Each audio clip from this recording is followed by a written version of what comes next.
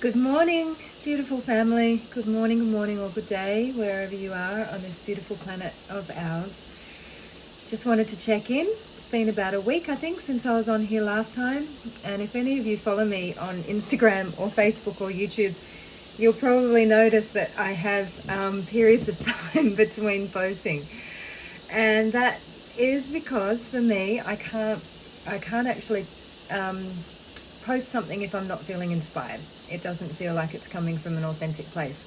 So not to say I haven't been inspired over the past week or whatever it is since I've posted, but I just haven't had the strong impetus to put a video out. So that tells me that there's something brewing and there's just some time to be taken and to wait until the moment is right to share some stuff with you. So how do you like my Team Light hat? It's pretty cool, isn't it?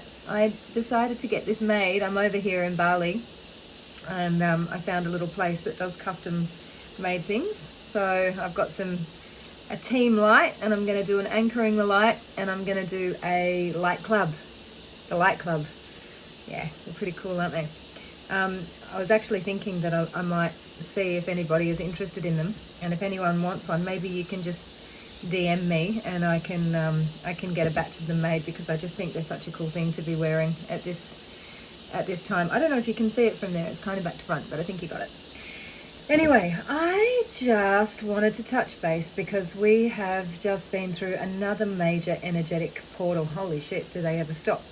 They're continuous, and what really fascinates me about this whole process that we've been going through is in this process of collective awakening that so many of us have already been on this journey of for such a long time, but it kind of feels like a greater part of the world or the planet is finally beginning to catch up and get up to speed. And it's a really interesting thing, because whenever we're doing any sort of big expansive work or healing work, the soul, our being, our essence knows exactly what's going on. Like, you've decided before you even came here what it was that you needed to experience. You already know. You know, your soul is doing its journey. Your essence, your spirit, which is above that, which is the eternal that never changes, that's never born, that never dies, it gets it. It already knows. But it takes the mind a while to catch up. So when we're making that journey from the head into the heart, you know, there's a part of you that already gets this, but now the mind is beginning to catch up. And this is what I'm seeing, what I feel that I'm seeing happening on the planet as well. There's so many of us moving into this heart-based consciousness, and then the old paradigm, the old way of being of the mind is starting to catch up to this new way of being. And what I've been finding fascinating is just watching like these waves that are happening in terms of patterns emerging, layers being shifted through, you know. And for me, like, I'll have really deep insights coming in from something that I hadn't seen anywhere or heard anywhere or read anywhere. They're just coming from within me.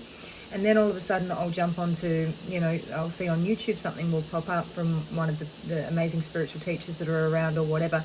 And that pattern, that theme is emerging for everyone. And then you'll start seeing, you know, on different channels, on YouTube, on Instagram or whatever, that there's this collective like clunking in, getting it on a much faster, at a much faster rate, on a much faster scale, and more people, you know, it's happening for more people consistently.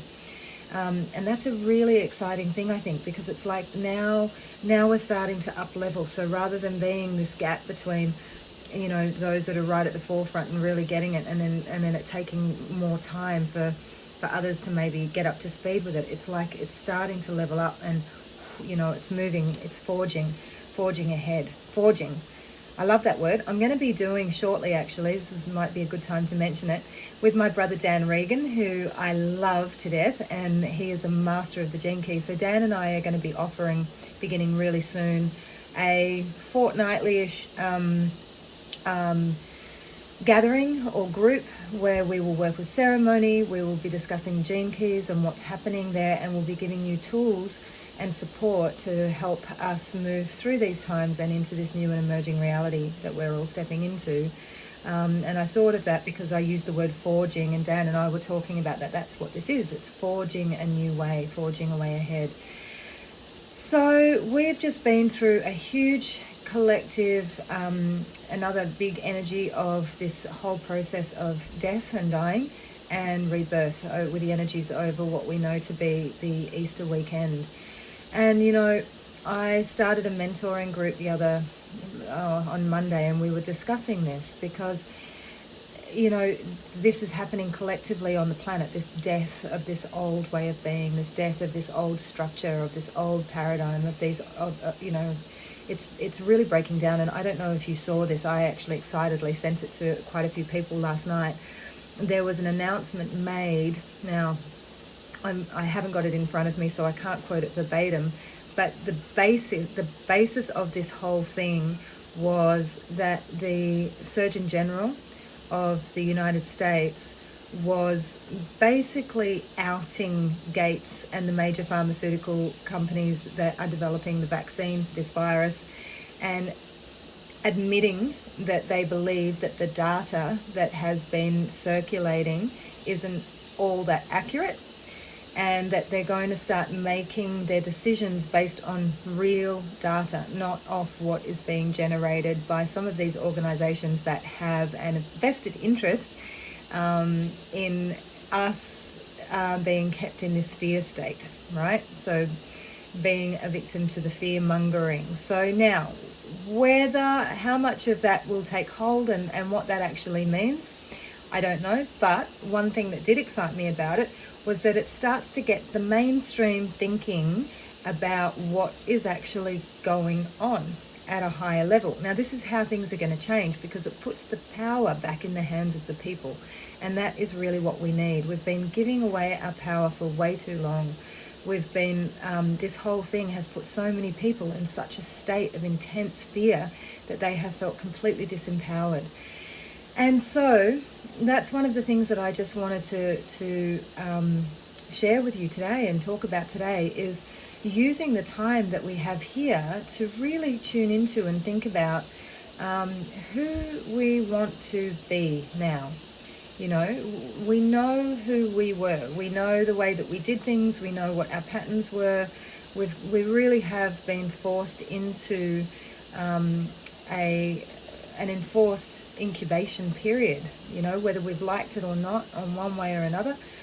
We have been put in a place where we've really had to look at our stuff, especially the stuff that we don't like. And hopefully we are also not giving too much of our attention to what's happening on social media all the time, listening to news, doing all of that stuff, so that we're just further distracting ourselves from really what the gold is here, which is the inner work, which is looking in to really look at our own patterns, our own behaviors. What are we willing to let die? What aspects of ourselves are we truly and courageously willing to put down and not carry forward anymore? And this takes some dedication to some time in contemplation, you know, to really having a look at those things that in our thoughts, in our words, in our actions, our behaviors, where perhaps those things haven't been aligned, and making a decision that as we begin to emerge again, you know, because it will happen. It makes me laugh, us humans, because we tend to think that when something is a certain way that it's going to be that way forever. It's not. If this is teaching us anything, if this whole thing is teaching us anything, is that the sands are shifting rapidly underneath us. This is what it's calling us to do. It's calling in resilience, right? And what we tend to do is we wait for something big and cataclysmic to happen before we begin to look at how we can be more resilient. Whereas what we really want to be doing is creating the resilience before the event happens, so that we're able to better cope with the stressful events as they arrive. So this whole period is really giving us so many golden opportunities, and I don't want to be here for too long, and I can do it in different videos, but there are so many golden opportunities to come out of this. And one of those is to really get contemplative, really I don't want to say serious because it's not about being serious, but, you know, just like to take it to heart of who do you want to be? Like when you step out into the world, how do you want to treat your neighbor? How do you want to treat the environment? What kind of person do you want to be? How can you be more in service to the world? Whose will is it that you're serving anyway? You know, this has been part of the problem, is we've been serving our will. You know, what we need, what we want, what we think is best, how we can get more money, how we can right? What about the higher will, the divine will? What is it that we are being called to do? What's our true work here? What's our true path? What's our true purpose? What's our true mission? And P.S., your outer mission, your outer work, like whatever you do as an offering or a skill in the world, does not have to be the same as your true work or your true mission. If your true mission is to be a beacon of light and a beacon of love and to be a healer, then you can do that through anything that you do in your life, just through your interactions with someone, just through your conversations with someone. You know, if you're, so I have a dear, dear friend, someone who's on my mentorship actually, who is a master healer, this guy. He's incredible. Like, he has such a gift for healing. And what is he doing during this time?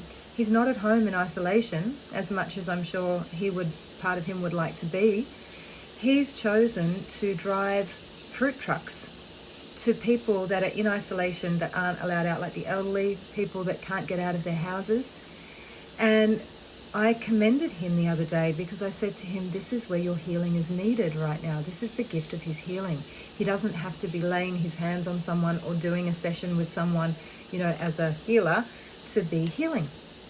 And so this is something for us to think about, is how we walk in the world. How do we want to be in the world? How do we want to show up? How can we be the highest version of ourselves that we can be? Really take that opportunity. And then the other is looking at this epic opportunity to get really resilient, to get really comfortable with the uncomfortable, to embrace change. It's the only constant in life. And guess what? The two biggest fears that all of humanity face are the fear of death and the fear of being out of control. And we are absolutely, all of that is up. It's all up right now.